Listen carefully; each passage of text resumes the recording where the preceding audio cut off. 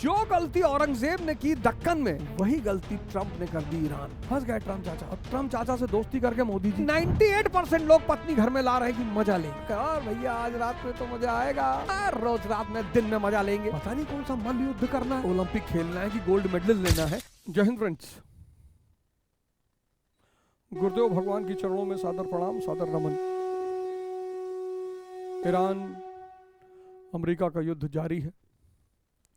देश में संकटों की शुरुआत हो चुकी है, जिसमें सबसे बड़ा संकट है गैस आपूर्ति का संकट।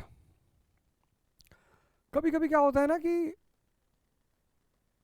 जब हमें किसी चीज की समझ नहीं होती तो हम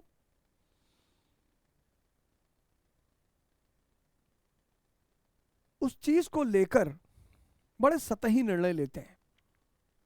इसलिए मैं बार बार एक चीज पर ध्यान देता हूं, समझ पर। समझ अगर विकसित हो गई व्यक्ति की, अब औरंगजेब पहुंचता है दक्कन, महाराष्ट्र। अब महाराष्ट्र की जो भूगोल है, पठार, जंगल, उत्तर प्रदेश बिहार का जो भूगोल है, प्लेन,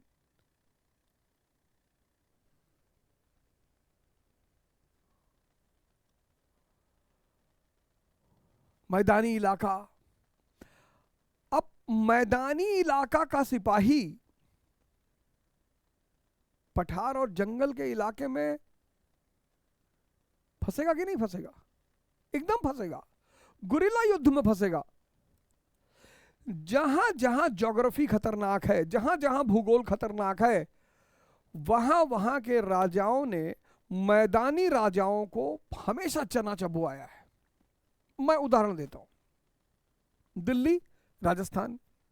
राजपूतों का सबसे बड़ा अहम क्या था कि भाई हम रेगिस्तान में हैं, तुम ना सरवाइव कर पाओगे, आओ लड़ो। नॉर्थ ईस्ट, पूर्वोत्तर, पूर्वोत्तर के लोग हमेशा चुनौती देते रहे दिल्ली को। दक्कन के लोग हमेशा चुनौती देते रहे दिल्ली को। अफगानी जैसे ही मौका पाते थे भारत में घुस आते थे। अब औरंगजेब ने क्या किया? पहुंचा दक्कन। दक्कन पहुंचते ही 1689 में संभाजी को मार दिया। अब चेस का गेम है और दूसरी साइड राजा है ही नहीं, खेल होगा? नहीं होगा। बिना राजा के खेल कैसे होगा? 1689 में औरंगजेब ने सबसे बड़ा ब्लंडर किया, संभाजी को मार दिया। मराठा नेतृत्व खत्म। अब बचा कौन? मराठा सेनापति और मराठा जनता। औरंगजेब मराठा जनता से लड़ गया। अब इमेजिन करिए, भूगोल खतरनाक, पठार और जंगल, और उधर नेतृत्व तो है ही नहीं। मराठी से लड़ोगे, जनता से लड़ोगे। 22 साल औरंगजेब को मराठों ने बहुत मारा। कोई माई का लाल इस तथ्य को काट नहीं सकता। बहुत मारा, 22 साल बहुत मारा। 1705 में औरंगाबाद में थक हार के बैठ गया, बीमार, बुजुर्ग, खत्म। जो गलती औरंगजेब ने की दक्कन में, वही गलती ट्रंप ने कर दी ईरान में। ईरान का भूगोल देखो, तुम मैदान के लड़ने के आदी, वो पठार, पहाड़, टफ टेरेन का नेशन ईरान, उसका भूगोल बहुत खतरनाक है। वहां सिर्फ आने वालों के पैर के निशान मिलते हैं, जाने वालों के पैर के निशान नहीं मिलते। और फिर तुमने उसके नेतृत्व को मार दिया। अब किससे बात करोगे? किससे लड़ रहे हो? ईरान की जनता से। जनता से लड़ के न जीत पाओगे।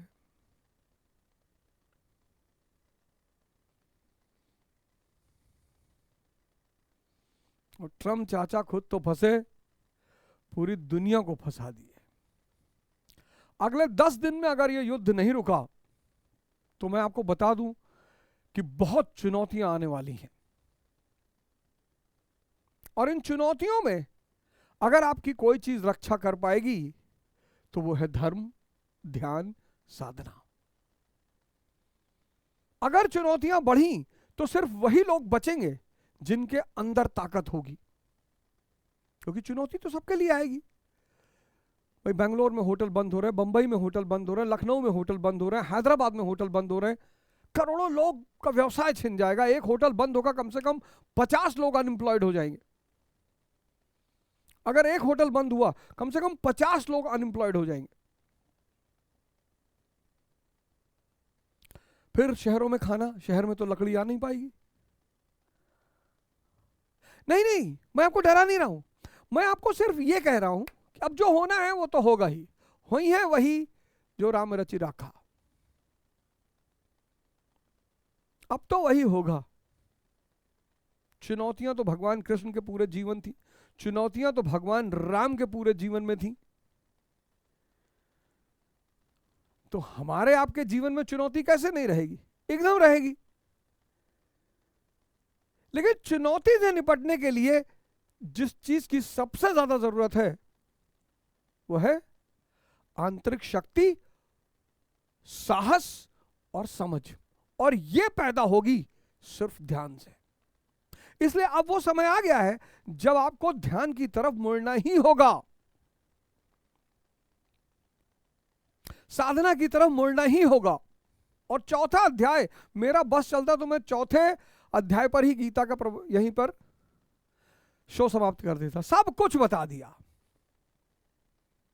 कर्म क्या है, भाई जिसको यह पता चल गया कि कर्म क्या है, कर्म आराधना है, कर्म भजन है। 90% लोग कर्म शब्द को जान ही नहीं पाते। वो कर्म का मतलब सोचते हैं झाड़ू लगा रहे हैं वो कर्म है, नौकरी कर रहे हैं वो कर्म है। कर्म सिर्फ एक ही है,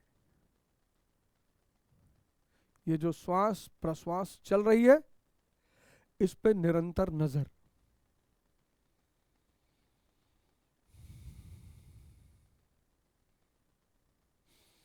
निरंतर, यही यज्ञ है और यज्ञ ही कर्म है।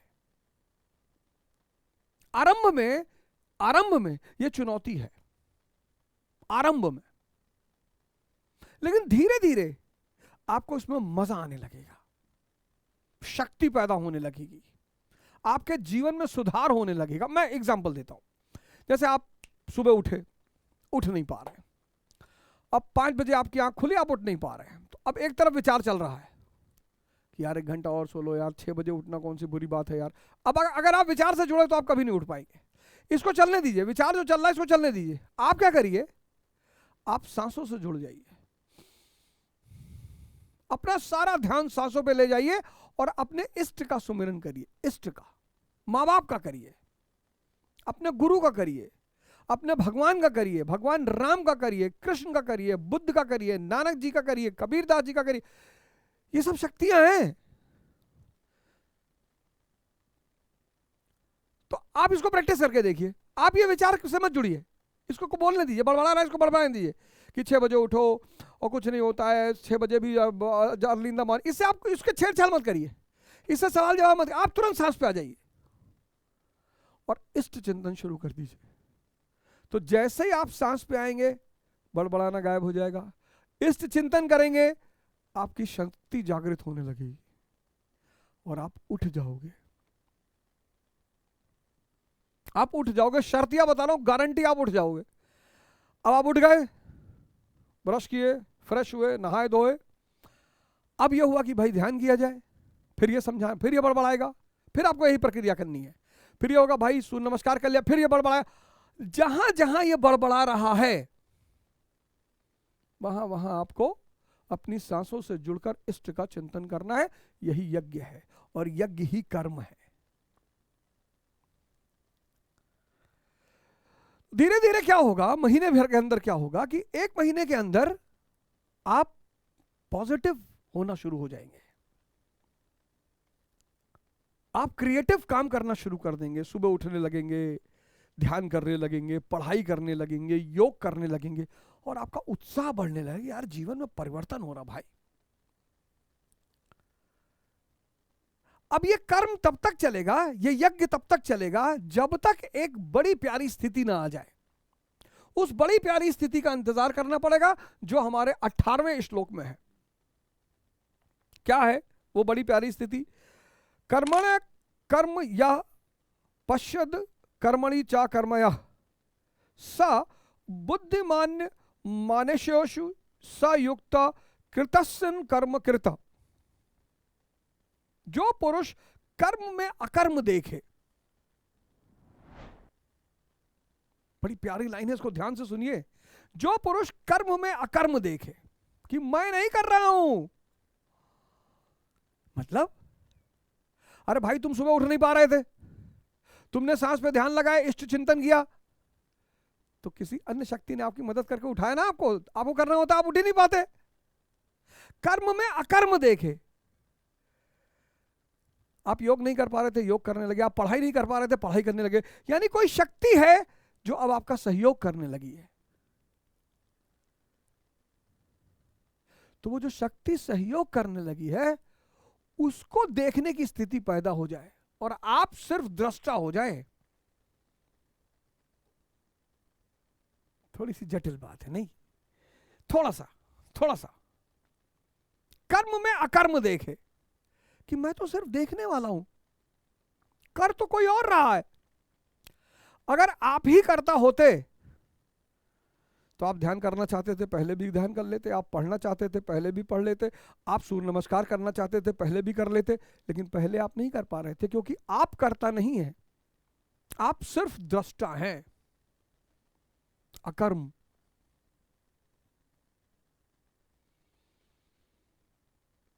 बड़ी श्रेष्ठ स्थिति है।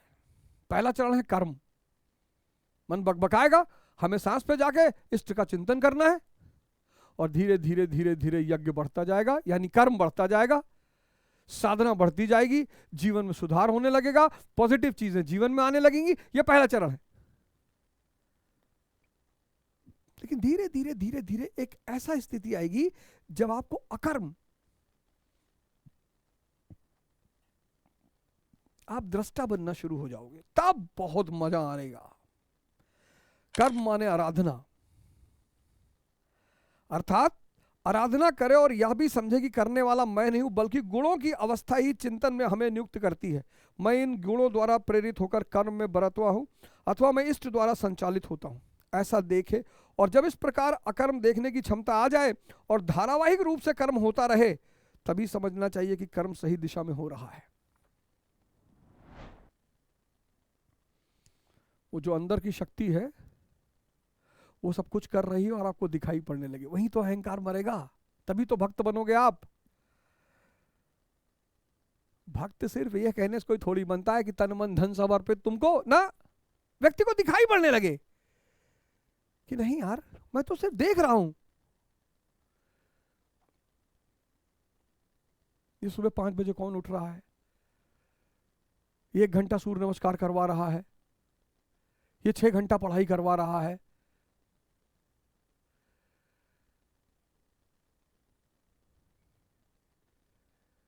तो कौन करवा रहा है? इष्ट। वो आपका गुरु, वो आपका माँ बाप, वो आपका भगवान, वो आपका ईश्वर, कोई भी इष्ट।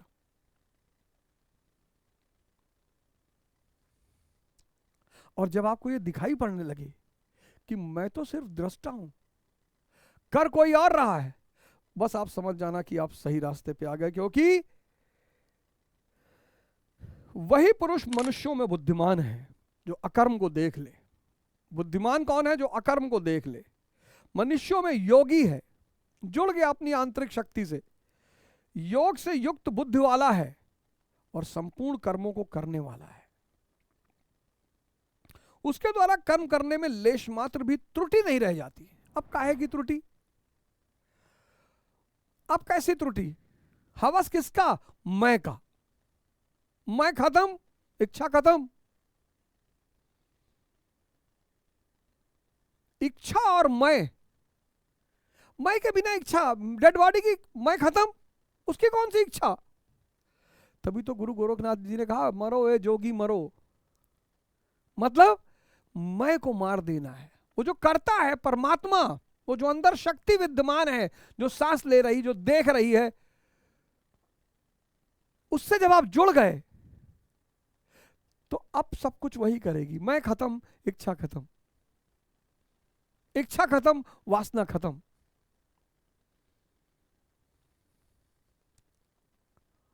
सुख की आकांक्षा खत्म। जब सुख की आकांक्षा खत्म तो दुख होगा ही कैसे?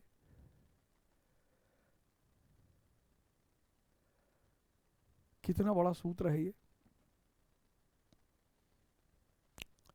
कितना बड़ा सूत्र है।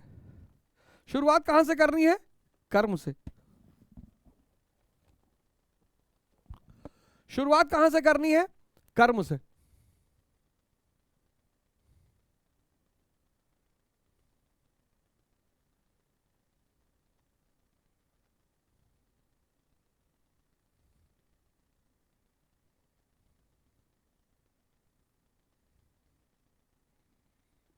कर्म यानी यज्ञ।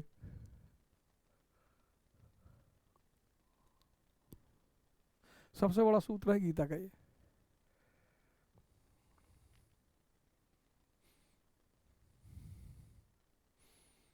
ये सांसें अगर शरीर से गायब हो जाएं, शरीर खत्म। जिंदा मतलब सांस, मुर्दा मतलब सांस गायब।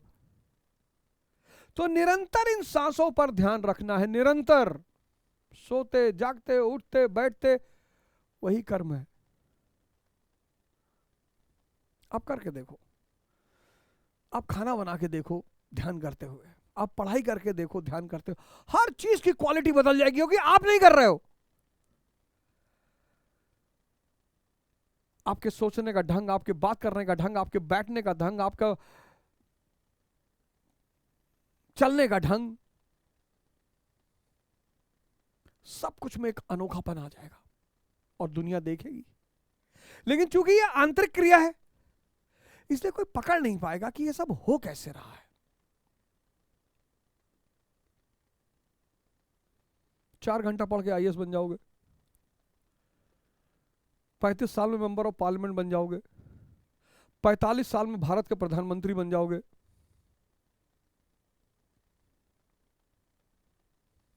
और दुनिया देखेगी क्योंकि आपका मैं नहीं है। तो फिर है कौन? वो इष्ट, वो आंतरिक शक्ति, वो परमात्मा, वो आत्मा, वो ब्रह्म, जिसके 3 गुण हैं, सर्वशक्तिमान, सर्वविद्यमान और सर्वज्ञाता। उससे त्रुटि कैसे होगी? मैं से त्रुटि होगी। मैं सर्वज्ञाता नहीं है, शादी करता है, स्त्री घर ले आता है, सोचता मजा आएगा। अगर वो स्त्री घर को ले आए कि यार एक कंपेनियन रहेगा जीवन में, एक साथी रहेगा जीवन में, सृजन करेंगे, परिवार बनाएंगे, मिलजुल कर युद्ध करेंगे, अपनी समाज में एक आर्थिक स्थिति बनाएंगे, तो उसका पारिवारिक जीवन बहुत अच्छा चले। लेकिन 98% लोग पत्नी घर में ला रहे हैं कि मजा लेंगे। पहले दिन घर स्त्री आई, उसके दूल्हे को आज 99% पुरुष को सबसे बड़ी साहब पहले दिन से मजाक कर, और भैया आज रात में तो मजा आएगा। पहले दिन कोई समझाने वाला नहीं होता कि भैया दूसरे की लड़की दूसरे के घर से आ रही है, परिवार छोड़ के आ रही है, माँ बाप भाई बहन, उसकी मानसिक स्थिति बहुत विच्छिन्न होगी, मत छेड़ना उसको। उसको 5 दिन 10 दिन 1 महीना दो तुम्हारे घर में एडजस्ट होने के लिए ना। पता नहीं कौन सा मल्ल युद्ध करना है, ओलंपिक खेलना है कि गोल्ड मेडल लेना है। आप इमेजिन करके देखो, आप सोच के देखो, एक आदमी को घर से उठा लाए, उसके माँ बाप भाई बहन, उसका पुराना परिवार सब छूट गया, उसकी मानसिक स्थिति सोच के देखो आप। जितने लोगों ने विवाह किया कि मजा आएगा, वो सब मारे जा रहे हैं। यही तो अज्ञानता है। जितने लोगों ने विवाह किया कि मजा आएगा, रोज रात में दिन में मजा लेंगे, वो सब मारे जा रहे हैं।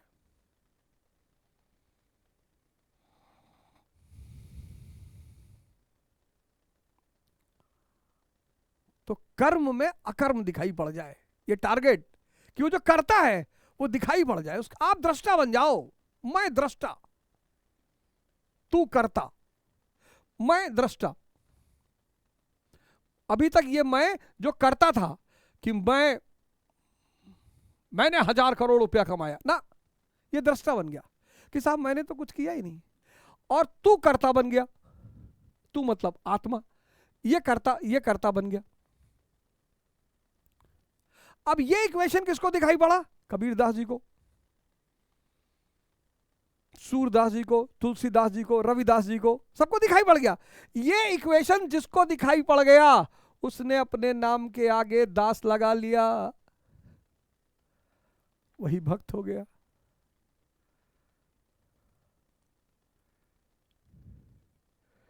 उसी का जीवन बदल गया और फिर उसके जीवन में आनंद के सिवा कुछ भी नहीं। सारांशतः आराधना ही कर्म है। फिर क्यों नहीं बात आ गई, यज्ञ कर्म है और आराधना यही पूजा है। आराधना ही कर्म है। उस कर्म को करें और करते हुए अकर्म देखें कि मैं तो यंत्र मात्र हूं, करने कराने वाला इष्ट है, वो आंतरिक शक्ति, और मैं गुणों से उत्पन्न अवस्था के अनुसार ही चेष्टा कर पाता हूं। सत्वरजतम, चेष्टा कम हो पा रही यानी और लड़ाई लड़नी है और सेवा करनी है। सेवा, जितना सेवा करोगे तमस खत्म होता जाएगा। जब अकर्म की क्षमता आ जाए और धारावाहिक कर्म होता रहे तभी परम कल्याण की स्थिति दिलाने वाला कर्म हो पाता है। पूज्य महाराज जी कहा करते थे कि जब तक इष्ट रथी ना हो जाएं, रोकथाम ना करने लगे, तब तक सही मात्रा में साधना का आरंभ ही नहीं होता। इसके पूर्व जो कुछ भी किया जाता है कर्म में प्रवेश के प्रयास से अधिक कुछ भी नहीं है। जब तक दृष्टा भाव ना पैदा होने लगे कि मैं तो कर ही नहीं रहा हूं, कि मैं तो कर ही नहीं रहा हूं कुछ। अब बड़ा अच्छा एग्जाम्पल दिया गुरु महाराज ने, बैल, हल और किसान।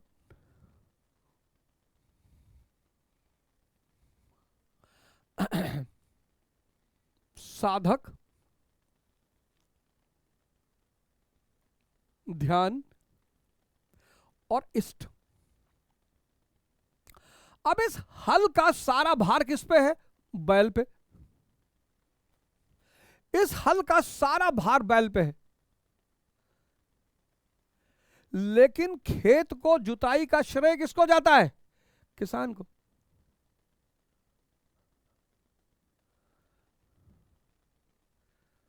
ऐसे ही ध्यान का सारा प्रयास किसको करना पड़ता है? साधक को। लेकिन इसका सारा श्रेय किसको जाता है? इष्ट को। क्योंकि इसी की शक्ति से सब संभव होता है। देखो गुरु महाराज ने क्या लिखा, ठीक इसी प्रकार साधना का सारा भार साधक के ऊपर होता है। हल का सारा भार बैलों के कंधों पर ही रहता है, फिर भी खेत की जुतवाई हलवाहे की देन है। ठीक इसी प्रकार साधन का सारा भार साधक के ऊपर रहता है, किंतु वास्तविक साधक तो इष्ट है जो उसके पीछे लगा हुआ है, जो उसको मार्गदर्शन करता है। जब तक इष्ट निर्णय ना दे तब तक आप समझ ही नहीं सकेंगे कि हमसे हुआ क्या, हम प्रकृति में भटक रहे हैं या परमात्मा में। इस प्रकार इष्ट के निर्देशन में जो साधक इस आत्मिक पथ पर अग्रसर होता है, अपने को अकर्ता समझकर धारावाहिक कर्म करता है, वही बुद्धिमान है, उसकी जानकारी यथार्थ है, वही योगी है।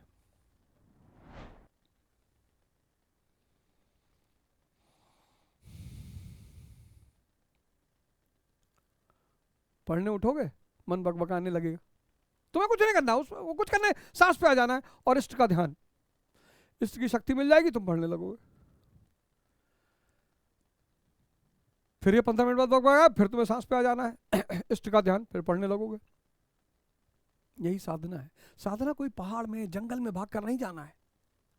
सड़क पर जा रहे हो, खूबसूरत स्त्री आ रही है, देख लो प्यार से, लेकिन तुरंत सांस पे आ जाना है और इष्ट का चिंतन करना है। तो वो जो भोग के भाव उठे थे अज्ञानतावश, वो जो वासना उठी थी, बाहर भाग रही थी, वो अंदर चली आएगी। क्योंकि अंदर से परम आनंद, उससे ज्यादा आनंद कहां है बाहर।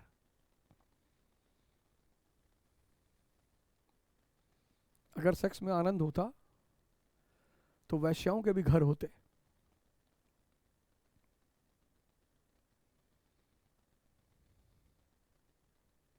लोग आते हैं, अपनी हवस मिटाते हैं, खत्म। इसलिए जब सेक्स करने से पहले पुरुष वैश्या की तारीफ करता है ना, मुस्कुराती है वो कि अभी आधे घंटे बाद गाली दोगे और लात मारोगे और चले जाओगे। बड़ी अजीब सी घटना है ये। इस पूरे खेल को पकड़ना है, इस पूरे खेल को पकड़ना है। ये इस पूरे खेल को पकड़ना है। जहां जहां तुम फंसोगे शुरुआत में, तुरंत सांसों पे आना है, इष्ट का चिंतन करना है, तुरंत तुम अपनी अंदर की शक्ति से जुड़ोगे, काम। धीरे धीरे ये साधना जब बढ़ती जाएगी तो तुम्हें दिखाई पड़ेगा कि मैं तो सिर्फ देखने वाला हूं यार, मैं तो करता हूं ही नहीं, करता तो कोई और है, कर तो कोई और रहा है। वही अकर्म हो जाएगा। उसके बाद कोई त्रुटि नहीं होगी जीवन में। उसके बाद तुम भक्त हो गए परम। अब उस अवस्था में तुम डॉक्टर बनो, इंजीनियर बनो, आईएएस बनो, प्रधानमंत्री बनो। जिस दिन इस तरह, राम भगवान यही तो है, जिस दिन अकर्म का व्यक्ति प्रधानमंत्री बन जाए देश का,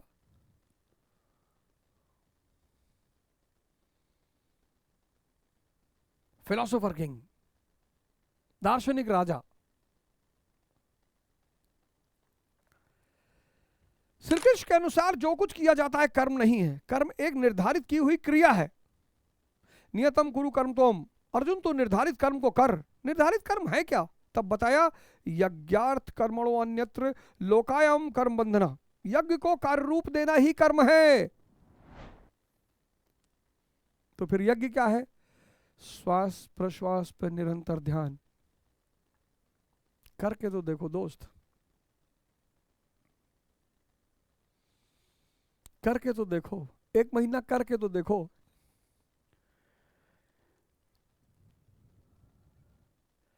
ये 4था अध्याय तुम में से बहुत सारे लोगों के जीवन को बहुत ऊंचाइयों पे पहुंचा देगा।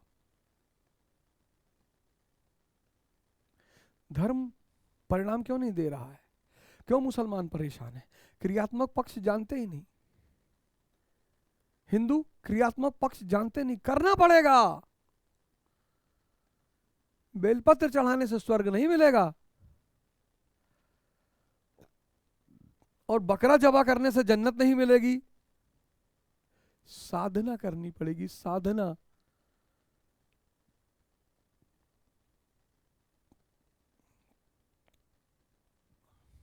मुसलमान तकरीर सुन के मस्त है, हिंदू कथा सुन के मस्त है, बस मस्त है, कुछ करो मत। 20 मिनट प्रवचन चला, फिर 15 मिनट भजन चलाओ, जबरदस्त म्यूजिक और नाच रहे लोग, गा रहे हैं, अच्छी बात है, कुछ बढ़िया सीख रहे हो आप,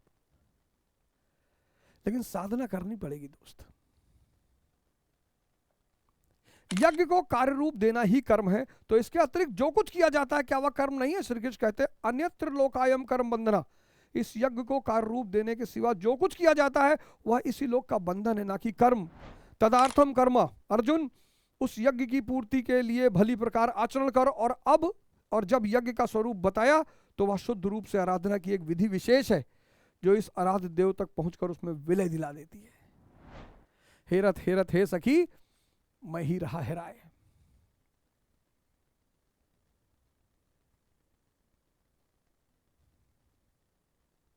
एक दिन सिद्धार्थ गायब हो जाएगा, बुद्ध आ जाएगा।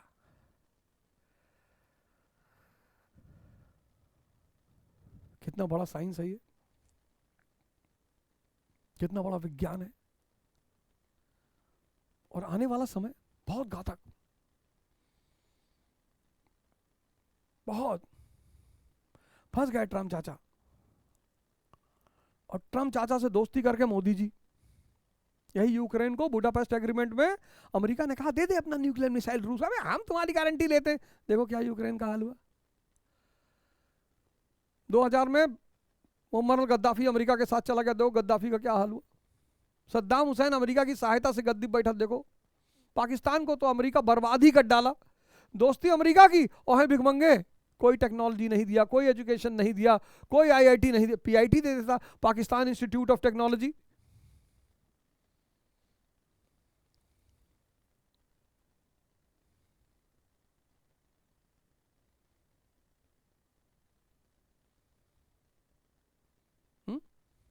बताओ, हैं? अब यज्ञ करोगे तो क्या होगा? जैसे तुम साधना करोगे, जैसे जैसे साधना करोगे मन बड़बड़ाएगा और तुम सांस पे आ गए और इष्ट को सोचने लगे, सांस देखने लगे और इष्ट का चिंतन करने लगे। जय श्री राम, जय सीताराम, जय सीताराम, जय सीताराम, जय सीताराम, इष्ट का चिंतन करने लगे, तो वो इष्ट की शक्ति ने तुम्हें घेर लिया। तो इससे होगा क्या? इंद्रियों का दमन होगा। देखो, इस यज्ञ में इंद्रियों का दमन, मन का शमन, मन चुप मार के बैठ जाएगा। वही जो मन आज तुम्हारे लिए बाधा दिखाई पड़ रहा है ना, वो चुपाई मार के बैठ जाएगा। करो भैया, योग करना चाहते हो करो। यज्ञ करने से क्या होगा? इंद्रियों का दमन, मन का शमन और दैवी संपत्ति का अर्जन, विवेक बढ़ेगा, वैराग्य बढ़ेगा, श्रम बढ़ेगा, दम बढ़ेगा। देखो यज्ञ की महिमा।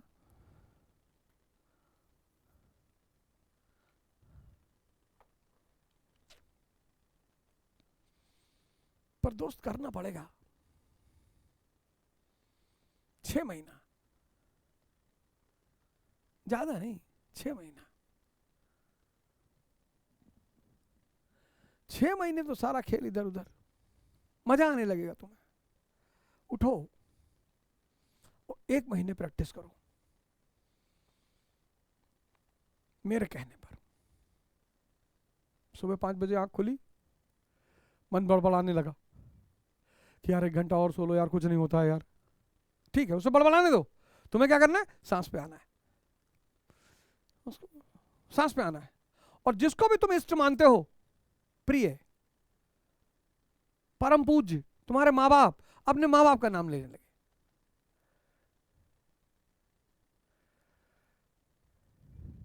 तुम्हारे पिता का नाम हरि, तुम्हारी माता का नाम दया। जय हरि दया, जय हरि दया, जय हरि दया, जय हरि दया, जय हरि दया, जय हरि दया, जय हरि दया।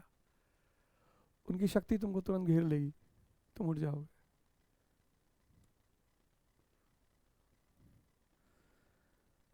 चौबीस घंटे लगाओ इस फार्मूले को। ये इनफाइनाइट पैसों का सूत्र है। 1 लाख करोड़ कह दूंगा तो खत्म हो जाए। इनफाइनाइट, तुम्हारा पूरा जीवन बदल देगा। करके तो देखो दोस्त।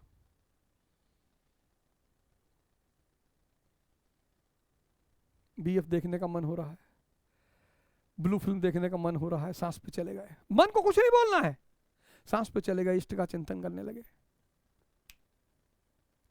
इंद्रियों का दमन हो गया, मन का शमन हो गया, विवेक जाग गया। नहीं देखा तुमने? जब विचार आया, तुम यज्ञ करने लगे, गायब, छूट गया। हैरान हो जाओगे तुम इस सूत्र से, हैरान हो जाओगे तुम इस सूत्र से।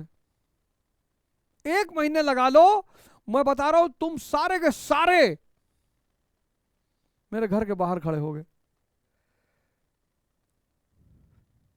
तुम सारे के सारे, बस यही करना है। मन, विचार, विचार दोपहर में पढ़ेंगे, इसको सुनो ही मत, मन को साइडलाइन कर दो, सांस पे आ जाओ और इष्ट का चिंतन शुरू कर दो। तुम पढ़ने बैठ जाओगे, क्योंकि कोई और ही शक्ति एक्टिव हो गई।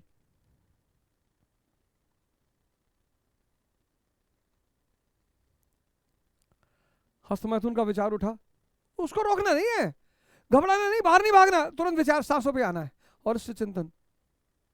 इंद्रियों का दमन हो जाएगा, मन का शमन हो जाएगा, विवेक जाग जाएगा। भाई ये क्या करने जा रहे हो? असतो मा सद्गमया, तमसो मा ज्योतिर्गमया, अंधकार से उजाले की तरफ ले चलो। यही है सूत्र।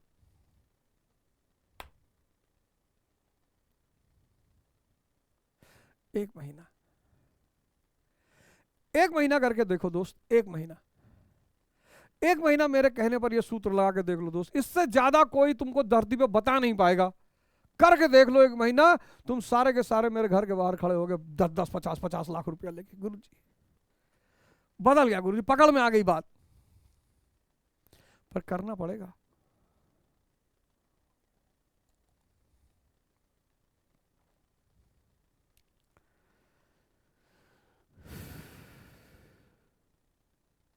बहुत से योगी प्राण और आपान की गति का निरोध करके प्राणायाम के परायण हो जाते हैं, जहां ना भीतर से संकल्प उठता है और ना बाह्य वातावरण का संकल्प मन के अंदर प्रविष्ट हो पाता है। ऐसी स्थिति में चित्त का सर्वथा निरोध और निरुद्ध चित्त के भी विलय काल में वह पुरुष यान्ति ब्रह्म सनातनम, शाश्वत सनातन ब्रह्म में प्रवेश पा जाता है।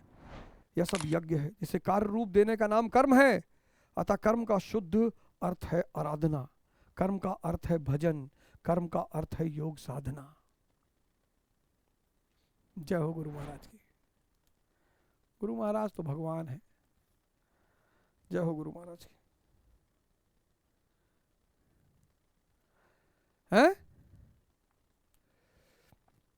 यही सब यज्ञ है।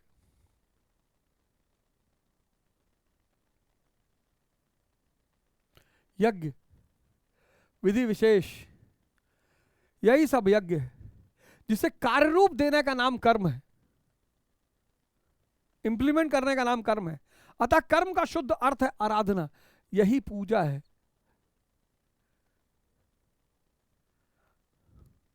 कर्म का अर्थ है भजन, यही योग साधना है।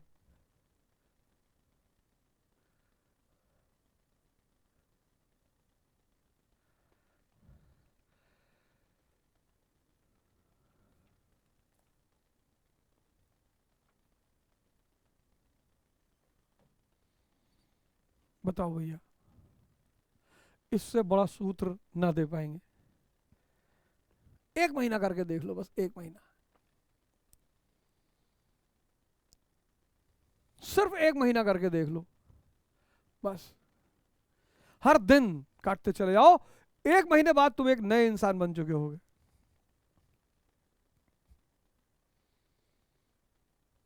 और तुम ही आके हमसे कहोगे कि गुरुजी भारत देश पर कब्जा कर लेंगे अब।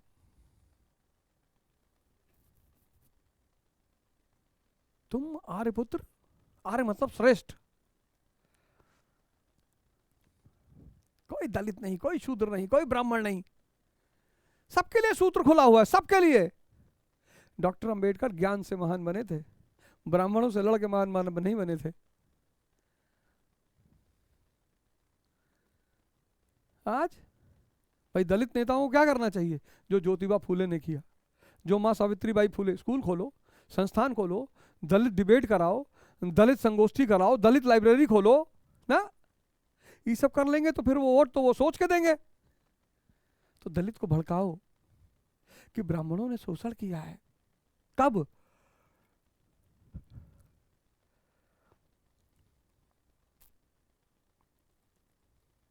ऐसे तो तुम्हारे बचपन में माँ बाप ने भी तुमको मारा है, तो बुढ़ापे में उनको मारोगे? व्यवस्था ने शोषण किया है। व्यक्ति, अंग्रेज हमको मिल जाए, कोई अंग्रेज भारत घूमने आए तो हम उसको पटक के मारेंगे देख के कि तुम लोग हमारा शोषण किए 1757 से 1947। साम्राज्यवादी व्यवस्था ने शोषण किया था, व्यक्ति ने शोषण नहीं किया था। व्यवस्था, हम व्यवस्था के खिलाफ लड़ रहे थे, हमने साम्राज्यवाद को हराया, अंग्रेजों को नहीं हराया।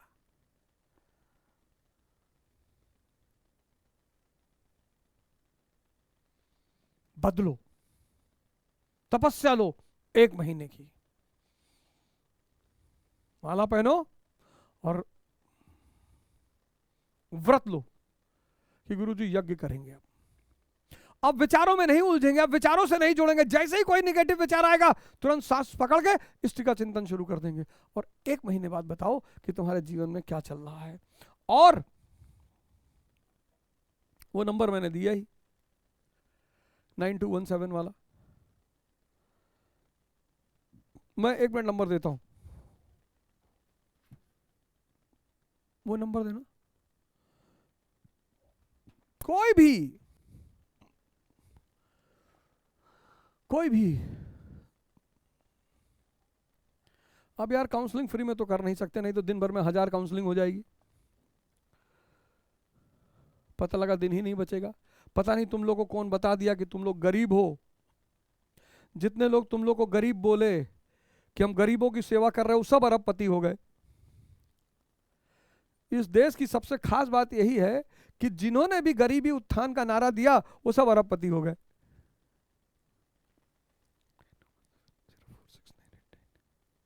ये है नंबर जहां तुम कॉल करके काउंसलिंग का समय ले सकते हो। ऑनलाइन काउंसलिंग, जो तुम्हारे जीवन की चुनौती है, समस्या है, तुम अभी भी नहीं समझ पा रहे हो, तुम मुझसे सीधे बात कर सकते हो ऑनलाइन। आपका लड़का पढ़ नहीं पा रहा, आपके परिवार में तनाव चल रहा है, मियाँ बीवी में झगड़ा चल रहा है, कोई सी भी प्रकार की चुनौती हो, तो आप इस ऑनलाइन नंबर पे कनेक्ट कर सकते हैं और मुझसे जुड़ सकते हैं। जय हिंद, जय भारत।